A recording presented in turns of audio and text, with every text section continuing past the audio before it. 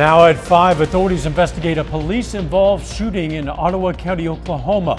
Plus, a middle schooler in southeast Kansas says he was stabbed with a pencil by a bully. And a popular over-the-counter brand of eye drops is linked to a dangerous bacterial infection.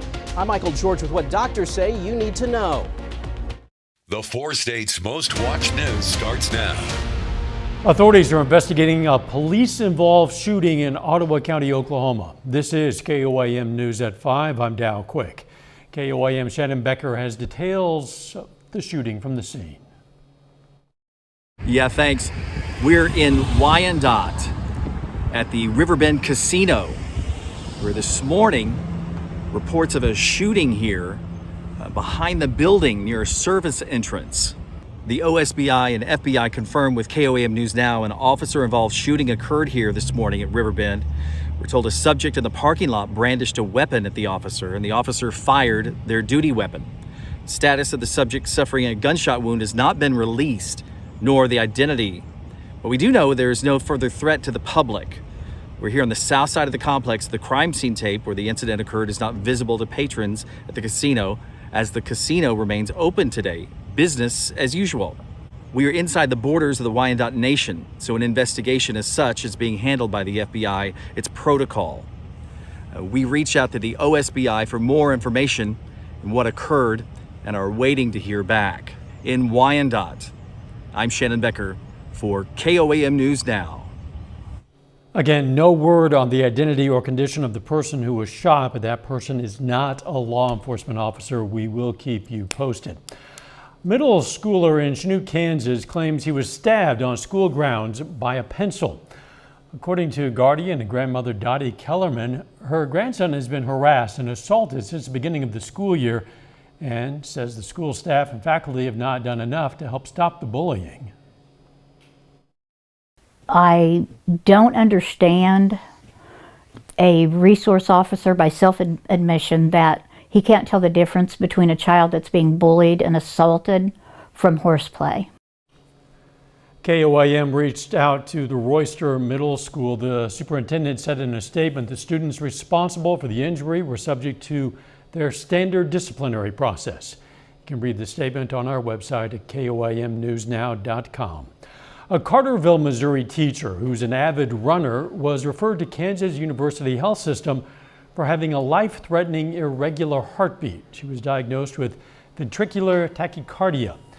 Dr. Sheldon and KU's medical staff performed surgery and installed a defibrillator to monitor any abnormal heart rhythms post-surgery.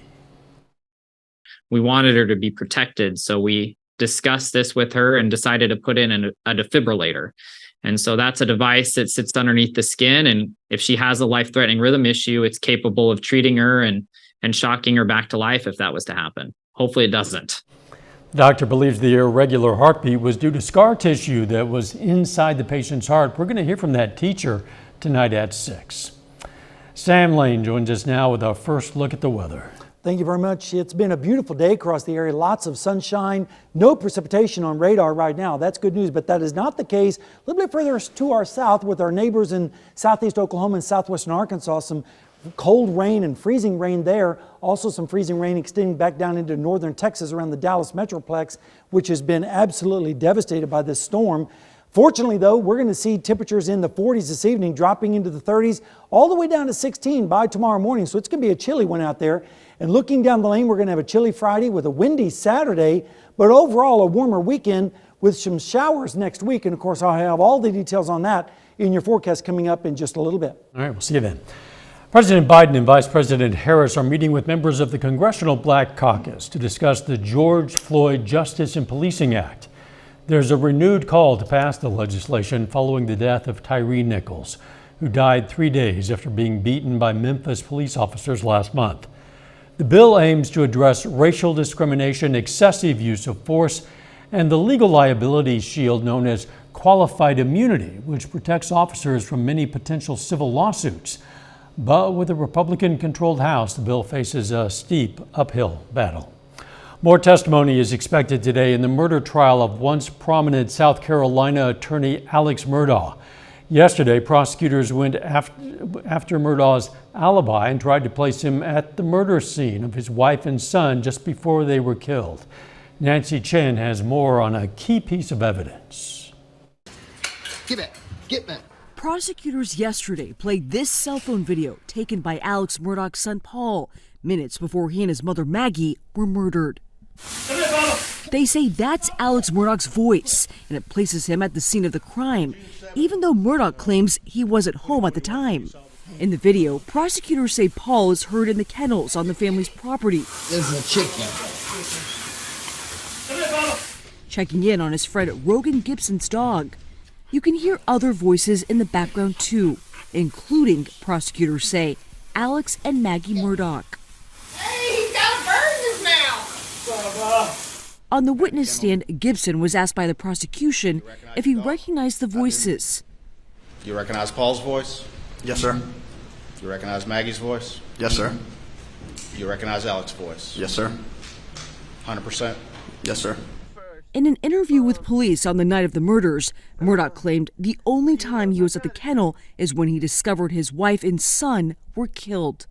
I mean, I pulled up and I could see him, and, I knew something was bad. I ran out. I knew it was really bad.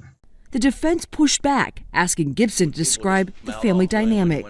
Can you think of any circumstance that you can envision, knowing them as you do, where Alec would brutally murder Paul and Maggie? Not that I can think of. Nancy Chen, CBS News, New York. A little later, the cost of filling up. Prices at the pump have shot up and could go even higher. I'm Cristian Benavides, and I'll tell you why. And next in Health Watch, a popular over-the-counter brand of eye drops is linked to a dangerous bacterial infection. See what doctors say you need to know. Topping today's Health Watch, if you use eye drops, the CDC has a warning about a brand that might be linked to a dangerous bacterial infection. Michael George has details. The Centers for Disease Control is warning the public to immediately stop using a common over-the-counter brand of eye drops. The advisory comes after 55 patients in 12 states were infected with a rare and potentially deadly strain of drug-resistant bacteria. The CDC, together with state and local health departments, says most of those patients had used eye drops, the majority of them EsriCare Artificial Tears lubricant eye drops.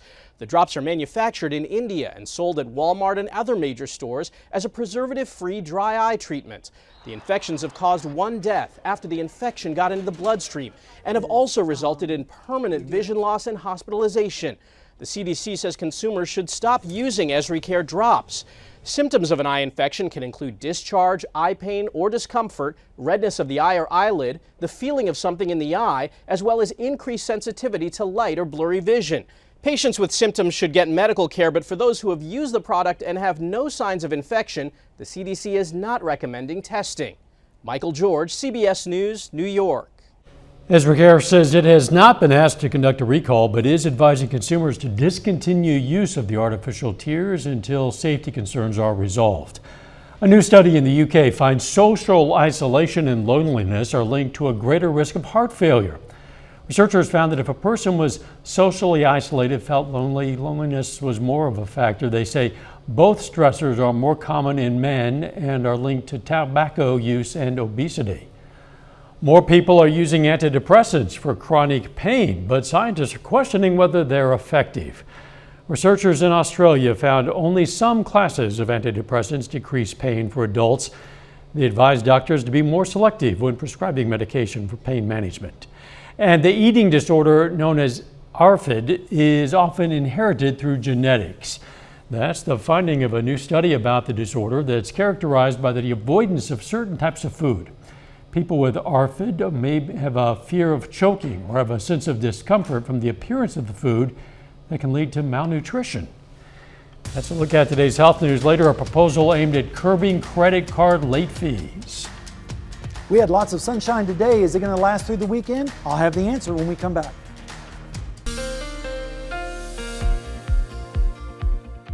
Well, friends, if you haven't heard the news already, Punxsutawney Phil saw his shadow this morning. And so that means 6 more weeks of winter. Of course, if he was here in the 4 states, he would have saw his shadow anyway, as we had lots of sunshine today, including right now out at Syndico Sky Casino and Resort in Seneca, Missouri. All clear across the area, lots of sunshine. Temperatures a little bit on the cool side, but that's to be expected for this time of year. Over the last 36 hours, we've seen some pretty cold air. Yesterday, temperatures stayed in the 30s for the most part. Then we dropped down into the 20s this morning. This afternoon, we did make it up into the mid 40s though, so it wasn't too bad out there, but we're going to see some cold air moving in later on tonight. We were pretty close to the normals too. 46 and 21 was our high and low. That's close to the normals of 47 and 26 and nowhere near those records. Radar is all clear. We expect it to remain that way for a while, but we do have a storm system that's barreling across the Pacific Ocean headed towards California. That's going to come on shore over the weekend and start to impact our area as we head towards the early part of next week. Temperatures though right now, not too bad. 45 in Joplin with mostly sunny skies.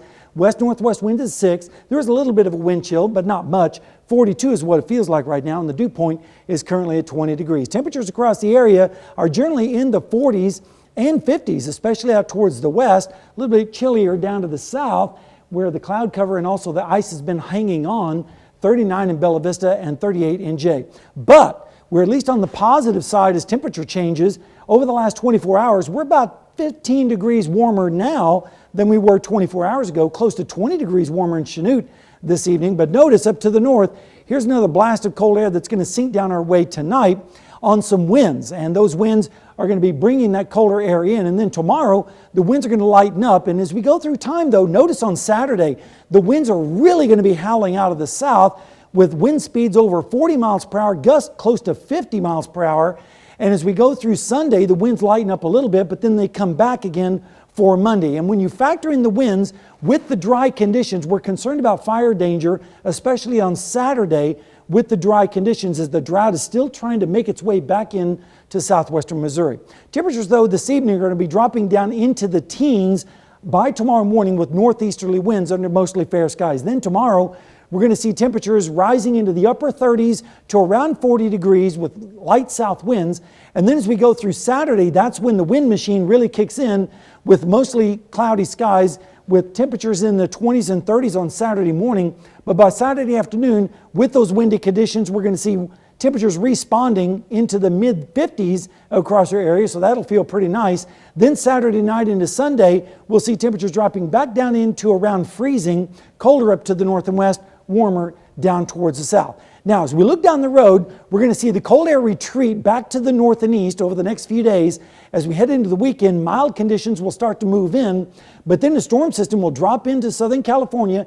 That will start to move into the plains as we head into the early part of next week. And by Tuesday, we'll see that storm system getting a little bit closer to us, and also some colder air trying to filter back into our area as well. So that means, yes, another chance of winter mixed precipitation in our extended forecast. But let's enjoy the weekend while we can, with temperatures in the 50s approaching 60 on Sunday. And then that chance of rain comes in on Monday and Tuesday. Better chance of rain, I think, Dow, on Wednesday into Thursday. And then as we go in the extended forecast, we have to introduce a chance of light snow on Friday and Saturday of next week. So a little bit of a roller coaster this week. No, we might introduce the snow, but Snow and I are already pretty well acquainted. That's from exactly years right. past. All righty. Thanks. 2 skiers are dead, another 21 rescued after an avalanche at a Himalayan ski resort in Indian-controlled Kashmir. Police say 21 foreigners and their 2 Kashmiri guides were caught in a massive avalanche and were buried under the snow as they were skiing near the tourist town of Gulmarg. Avalanches and landslides are common in that region. They've caused heavy death tolls for the Indian and Pakistani armies camped nearby. SpaceX launched a Falcon 9 rocket from Kennedy Space Center today, carrying 53 Starlink satellites to low Earth orbit. This launch is the 4th this year that SpaceX has devoted to Starlink, the company's huge and ever-growing constellation of broadband satellites. SpaceX now has more than 3,800 satellites in orbit.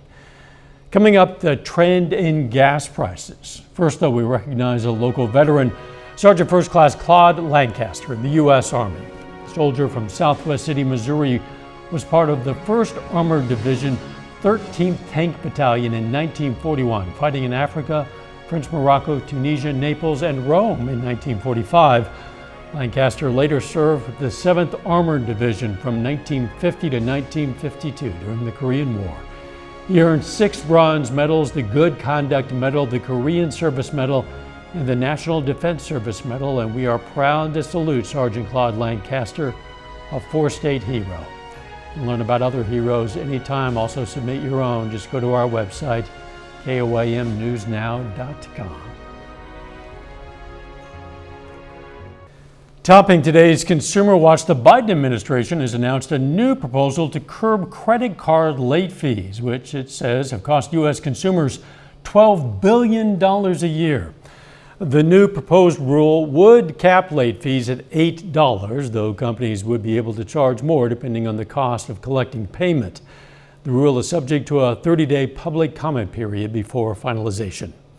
Samsung has unveiled its latest Galaxy 23 smartphones, calling them their, quote, most sustainable ever.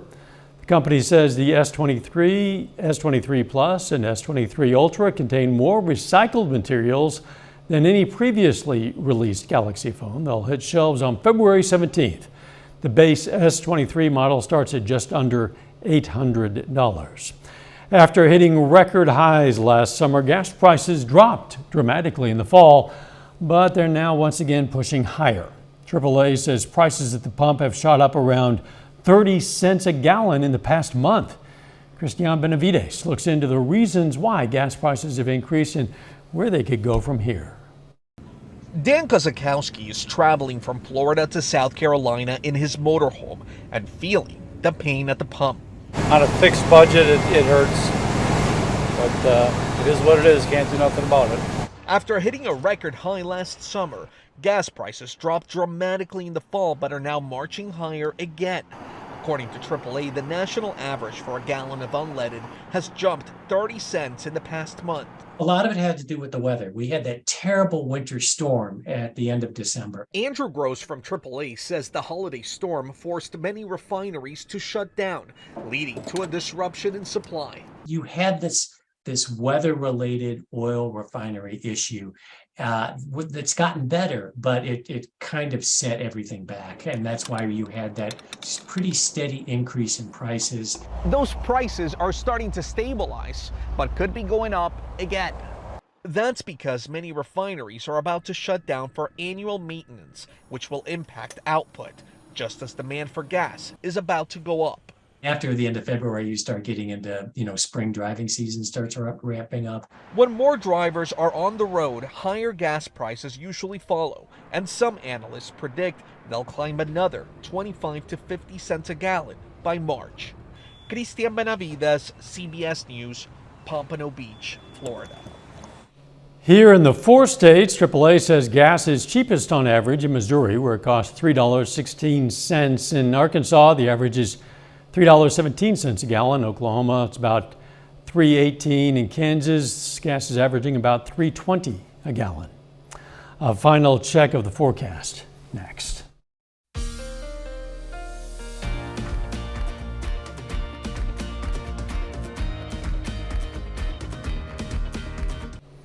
Up next on the CBS Evening News, what's threatening the future of the only living coral reef in the continental U.S.? Then on KOAM News at 6, we're going to have the latest on that investigation of an officer-involved shooting in northeastern Oklahoma. Plus more on the Carterville, Missouri school teacher adapting to a new normal after being diagnosed with a heart condition. And a trio of Carthage High School football standouts signed today to continue their careers in college. Stay with us. CBS Evening News and then KOAM News at 6. Well, yeah, like it or not, as Sam said, everyone's favorite groundhog, Punxsutawney Phil, has predicted 6 more weeks of winter. That famous rodent saw his shadow this morning. It's the 137th Groundhog Day celebration in Punxsutawney, Pennsylvania. Though a lot more winter is kind of hard to believe when you consider around here it's not so bad. It's interesting, they have a number of these groundhogs or similar rodents around the country. They all have their own forecasters for their area. Yeah. And so I always wonder, does that apply only to their region or is that supposed to be for everybody? You know, that's a good question. It might not be totally scientific. All I know is I want spring to come. I'm with you. I think everyone would agree with me. And I think we're going to see a little bit of that this weekend, but then spring-like rain early next week. But of course, winter comes back towards next weekend, so we'll have to see about that. Thanks for joining us. CBS Evening News is next, and of course, we're going to be right back here for KOAM News at 6. Let's make it a great evening.